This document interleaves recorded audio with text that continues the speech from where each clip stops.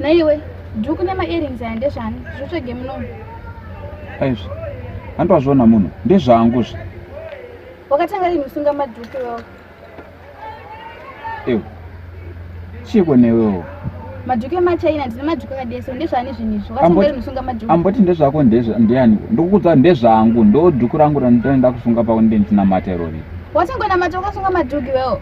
Aizvi naisha mwari zvinhu zvese zvine pazvinotangira ndati dhuku nema earrings ndezvangu izvi ndo zvandosunga pakuna mata. Aya zvakaoma hapana fundisa kana mufundisi anosunga dhuku wazvona kuti iyo ndakafana nemangu mafundisi. chisunga dhuku rako itoni sunga andoti nderako sunga ubva wapfeka ma-earrings acho chosunga izvizvi toenda muchichokadaro handinotoona mata nema uyu. Iwe naisha mwari ndati ndezvangu izvi ndezvako chisunga hapana panichamboonamata ndisina izvi ndezvangu ndagara ndichangozvipfeka izvi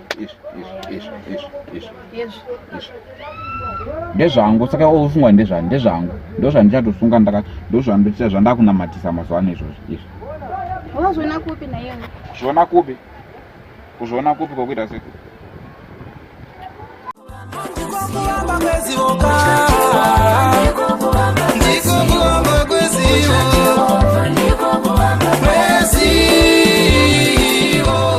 Come in.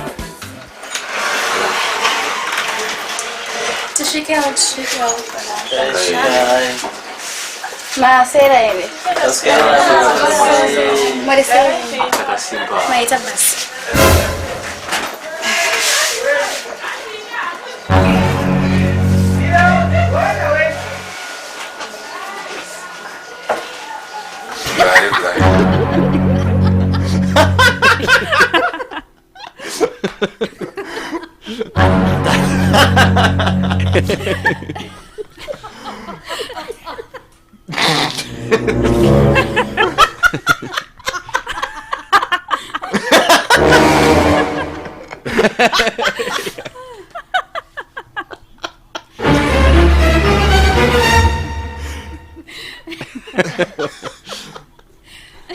Naizvozvo zvatakashokota zvinzwa naika, so musangano wedu unotevera tichange tichiitira kwa Mudhara Dubai ndo kwatichasangana mogara munyasha naika.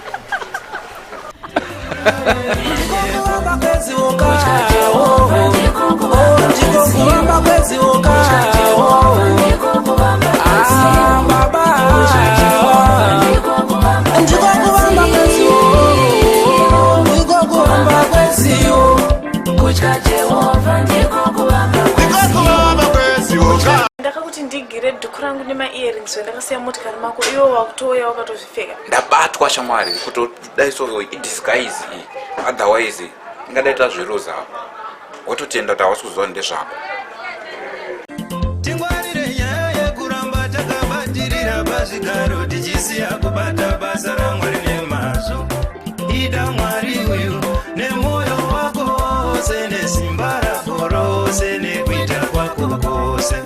Vamwe vakafira panzvimbo nokunyengedza, vamwe vakafira panzvimbo nokunyengedza. Kana ndanzo shoko